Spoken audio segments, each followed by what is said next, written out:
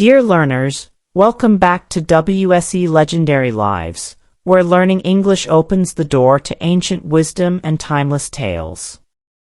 Today, we invite you to step into a story wrapped in foam and flame, beauty and longing, a tale not only of gods and desire, but of what it means to be human.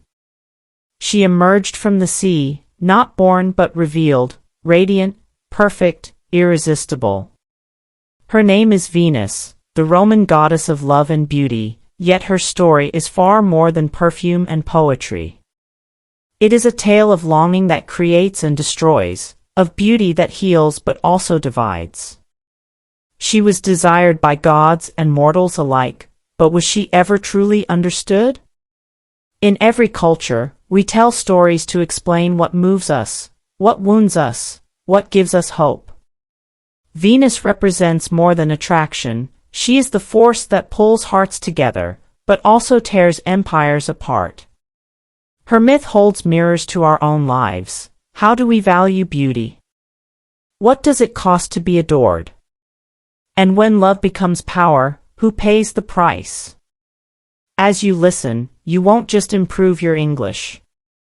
You'll dive deep into emotions and meanings that have shaped civilizations, and perhaps discover echoes of your own journey.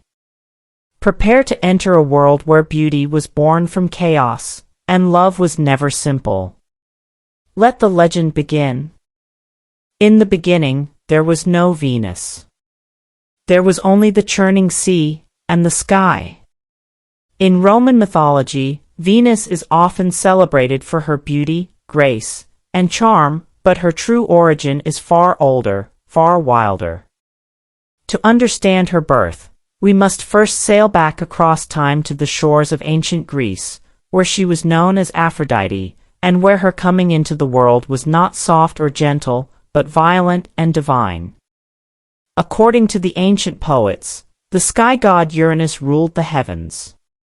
But when his cruelty became unbearable, his son Cronus rose up and struck him down, casting his severed parts into the ocean. And from that white foam, from pain, from betrayal, from severed power, something astonishing happened. She was born. Fully formed. Perfect. Glowing. A woman not of flesh, but of feeling. The embodiment of love's power, beauty's illusion, and longing's eternal ache. As the sea rippled and sighed, Aphrodite floated ashore on a scallop shell, carried by the wind. In Roman tradition, her name became Venus. Her presence, a phenomenon. She needed no upbringing, no schooling, for everything that stirred the heart already pulsed within her. Every glance, every sigh, every desire the world had ever known, flickered in her eyes. And yet, from the moment she opened them, the world changed. In Roman society, Venus would come to represent far more than physical beauty. She was seen as the ancestor of the Roman people themselves. The great general Julius Caesar claimed her as his divine mother, a symbol not only of love but of Roman destiny, grace, and conquest. Temples were built in her honor. Prayers were whispered to her before war. Coins bore her image, not just to charm but to conquer. But even before the empire claimed her, Venus already held sway over something deeper, something no army could touch. She was the embodiment of Eros, of passion, of creation and collapse. In every culture she touched, Phoenician Astarte, Babylonian Ishtar, Greek Aphrodite, she was both a mother and a flame. She brought life, but also stirred chaos. She inspired art and war, tenderness and obsession. And from the moment of her birth, she belonged to no one, yet affected everyone. But the world would not let her remain untouched. For with beauty comes desire. And with desire comes danger. Venus's very existence began to tip the balance between gods and mortals, love and power. And so, even as she smiled upon the world, the winds of jealousy and fate had already begun to stir. Because beauty, once awakened, never sleeps. But that was only the beginning. The true challenges would come not from the sea, but from the hearts of those who looked upon her. When Venus stepped onto land, the world paused. Even the gods, those eternal beings of Olympus, turned their heads. Never before had they seen such effortless beauty, such radiant energy. She didn't need to speak, her presence stirred longing, envy, and awe all at once. Flowers bloomed beneath her feet. Doves circled above her. Artists would later try to capture that moment, but none ever fully could. Yet beauty, as Venus would soon learn, was never neutral. The gods were not immune to human weaknesses. In fact, they reflected them: jealousy, pride, possessiveness, only on a divine scale. And Venus, born from chaos, brought her own. The first ripple of imbalance came not from her actions, but from her effect. Zeus, the king of gods, saw that too many desired her. Her power, though unspoken, was becoming dangerous.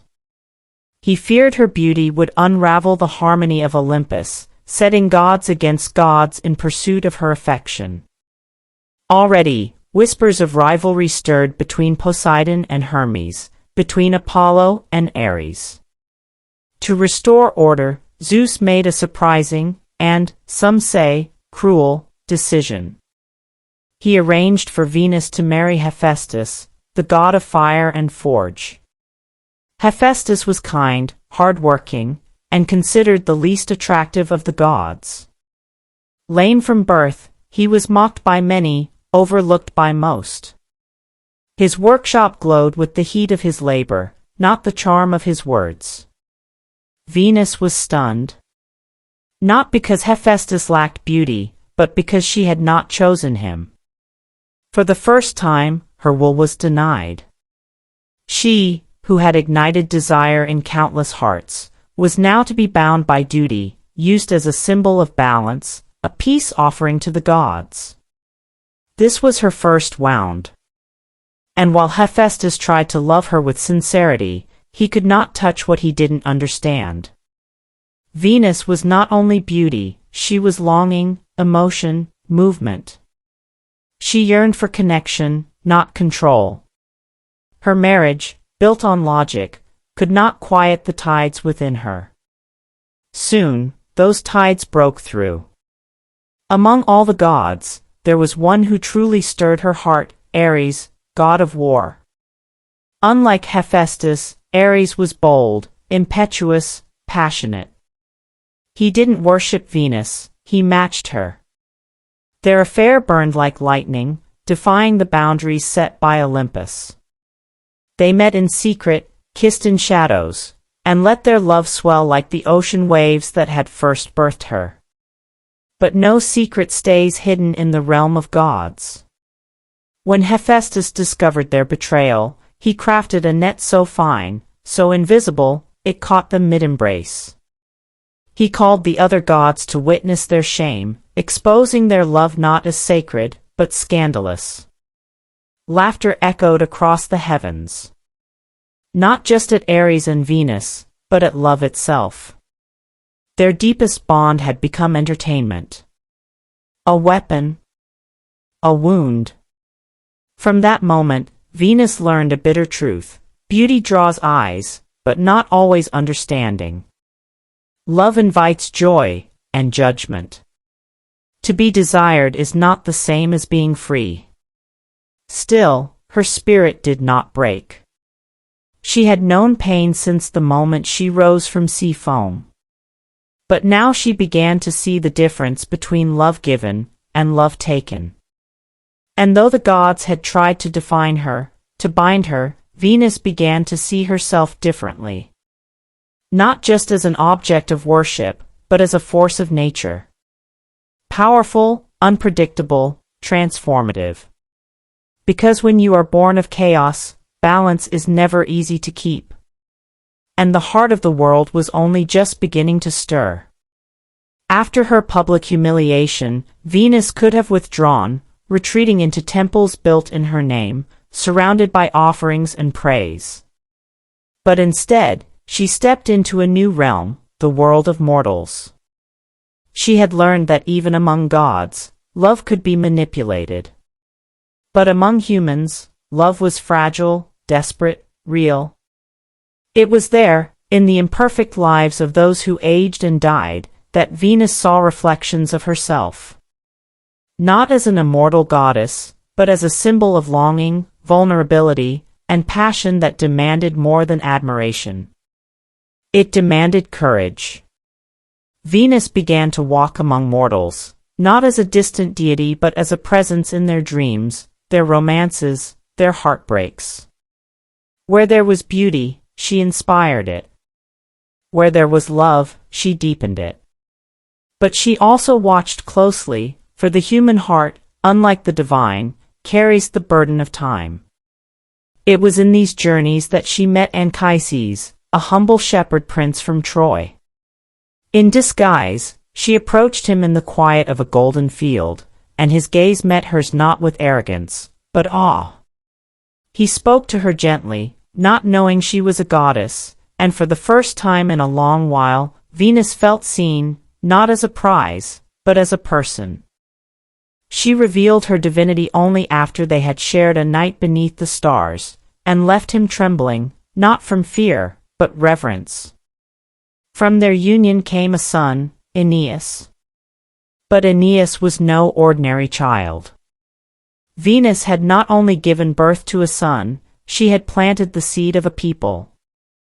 The Roman poet Virgil would later claim that Aeneas carried the destiny of Rome itself. Through him, Venus was not just a goddess of desire, she became the divine mother of a civilization. A civilization that would revere her not for her beauty alone, but for her legacy. And yet, fate was never satisfied. As war erupted in Troy, Venus watched her son face destruction. She intervened when she could, shielding him in mist, guiding him in dreams, but she knew she could not protect him from pain. Not if he was to grow. Not if he was to lead. So she led him, step by step, across stormy seas and burning cities, until he reached Italy, where his descendants would one day found Rome. But Venus's divine test was not only in guiding her son. It was in the world's growing hunger for power, and the way beauty was being used. Her image, once pure and wild, was being carved into coins, turned into ritual, spoken as a symbol of conquest. She began to question, had she given the world love, or temptation? In her quiet moments, she walked the edges of the mortal world, watching lovers embrace and betray, watching emperors build and destroy. She whispered through the winds of longing and doubt. And she began to understand, her power did not lie in the perfection of her face, but in the questions she stirred. Why do we desire? What do we sacrifice for love? Is passion a gift, or a curse? And most haunting of all, can beauty ever belong to anyone, or does it only pass through us like sunlight on water? Some say this tale warns us about desire. Others see it as a path to wisdom. What do you think? Because even as Venus helped shape the Roman world, even as her name echoed through temples and art, she was still learning, still seeking the delicate balance between being worshipped and being understood. But her greatest trial was still to come, a moment that would test not her beauty, nor her power, but her heart. Venus, once the unshakable goddess of beauty and desire, had become something more, a guide, a mother, a witness to the fragile beauty of mortal lives. Yet even as she shaped destinies from behind the veil of the divine, a deeper conflict was rising within her, one she could not outrun. It began, as many great trials do, not with thunder, but with a quiet ache. The Roman world, the very civilization Venus had nurtured through her son Aeneas, was beginning to change. Power was now sought more fiercely than love. Beauty, once sacred, was being bought, traded, and weaponized. Statues of Venus were raised not just in reverence, but in vanity. Her temples overflowed with gold, not gratitude. She watched, in silence, as emperors invoked her name to justify conquest. As artists painted her nude form not as a symbol of the divine, but as a spectacle. The sacred had become spectacle. The flame she had once lit in the hearts of mortals was now flickering, twisted, manipulated, and hollow. But her greatest trial came from someone she never expected, Cupid, her own son. Cupid, the mischievous god of love, had grown in her shadow. Armed with a bow that could ignite hearts or destroy them, he played with feelings as a child plays with fire. He saw love as a game, a riddle to bend and break. He had inherited his mother's power, but none of her scars. Venus tried to guide him. But love cannot be commanded, not even by the goddess who gave it form. And then, there was Psyche. A mortal girl. A beauty so radiant that people began to whisper she was more beautiful than Venus herself. At first, Venus felt only curiosity. But as the whispers turned into worship, something darker stirred. Altars once devoted to her were now empty, as people prayed to Psyche instead. Envy, that old, ancient serpent, coiled around her heart. She did not rage. She did not scream. Instead, she acted. Venus sent Psyche on a series of impossible tasks, each one crueler than the last. Sorting millions of seeds overnight. Fetching golden wool from deadly rams. Gathering water from the river of death. Psyche, fragile and human, should have failed. But she didn't. Animals helped her. Spirits guided her. Even the gods, in secret, whispered words of pity and hope. And then came the final task, to descend into the underworld and retrieve a box said to contain the beauty of Persephone, queen of the dead. Venus believed this would break Psyche. No mortal could return from such a place untouched. But Psyche did return, weary, trembling, but alive. And when Cupid saw her, something in him changed. No longer a child of games, he became a man willing to defy heaven for love. He pleaded with Jupiter, king of gods, to make Psyche immortal, not out of lust, but devotion. And to Venus's astonishment, Jupiter agreed. Psyche rose, transformed, radiant not in appearance but in resilience. And Venus, the goddess of love and beauty, stood before her. Not as a rival, but as a reflection. In Psyche, she saw not competition, but continuation. Not challenge, but courage. The trial had not broken her. It had revealed her. Psyche had walked the path of suffering, humility, and truth, the very path Venus had been too divine to see. And in that moment, Venus changed. She embraced Psyche as a daughter. She welcomed her into Olympus, not as a threat to her throne, but as a bridge between mortals and gods. For the first time, Venus understood that love is not possession. It is sacrifice. It is humility. It is the willingness to let someone else shine, even if it means stepping back from the light. This was her great trial. Not of war. Not of betrayal. But of letting go. And from it, she emerged not diminished, but renewed. Venus had watched mortals fall in love, burn with longing, destroy themselves for desire. She had stirred hearts with a glance, built cities with a whisper, and shaped myths with a smile. But until Psyche, she had never truly surrendered. And now, the goddess who once sparked wars over her beauty stood before the mirror of her own heart and found it changed. For centuries, Venus had been revered, envied, worshipped, and judged. Her power lay in what others saw in her, and what they wanted. Yet now she faced the greatest question of all: if love is not control, not worship, not desire, then what is it? That question haunted her even in moments of peace. When she walked through groves where lovers once carved their names. When she touched the petals of a rose and remembered how easily beauty fades. When she saw mortals choosing loyalty over passion, truth over charm. She began to withdraw, not from the world, but from its expectations. No longer did she seek to dazzle Olympus. No longer did she strive to hold every eye. Instead, she became quieter, softer. And it was in this softening that her greatest strength was revealed. A war broke out in the mortal world.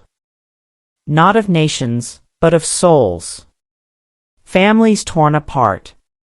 Lovers betrayed. Trust shattered. It was a time when beauty was buried beneath ambition, and love drowned under fear. Even the gods could not agree on whom to favor. Venus stood alone, not choosing sides, not raising weapons. Instead, she visited the battlefield as a mother. Not of an army, but of humanity. She walked through the night, unseen by warriors. She touched the wounded with invisible fingers. She whispered to those about to strike, and made their hands tremble. Where hatred flared, she scattered the scent of spring. Where vengeance rose, she planted memory of childhood, of laughter, of things once loved. She was no longer just the goddess of desire. She became the goddess of grace. It was not showy, this power. It didn't impress the bards or stir the skies. But it saved lives. One night, in the silence after a brutal battle, she knelt beside a dying soldier. He was young, barely more than a boy. His breath came ragged, his eyes clouded with fear. He whispered, "Will she remember me?" Venus didn't ask who she was. Instead, she reached out and placed her hand on his heart. And in that final moment, she gave him a gift no one had ever asked of her before. Oblivion. Not the harsh forgetting of death, but the gentle release of pain. She lifted the weight of regret from him, letting him go in peace. That night, for the first time, Venus wept. Not because she was powerless, but because she had chosen not to use power. She had chosen to be present. To feel. And in that choice, she was transformed. She returned to Olympus with no crown, no victory, no tale of glory. But the gods looked at her differently now.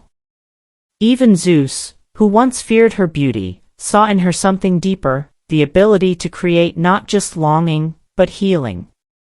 She had become a full goddess, not of appearances, but of essence. And that essence would ripple through time. In art, she would still be painted in perfection. In poetry, her name would still rhyme with fire. But in the hearts of those who truly understood her, Venus was no longer just the goddess born from sea foam. She was the one who stepped down from her pedestal, walked among us, and chose love that cost her everything. She became the divine reminder that the most powerful kind of love is the kind that lets go. Time passed. Empires fell. Languages shifted. But the name of Venus remained. In Rome, her temples stood tall for centuries. Soldiers carved her image into shields, merchants offered her roses before a journey, and newlyweds whispered prayers in her name. But even as marble statues weathered and myths grew distant, the essence of Venus, what she had become, continued to ripple through hearts and history. She was no longer just the goddess of seduction. She had transformed into something more enduring, more human.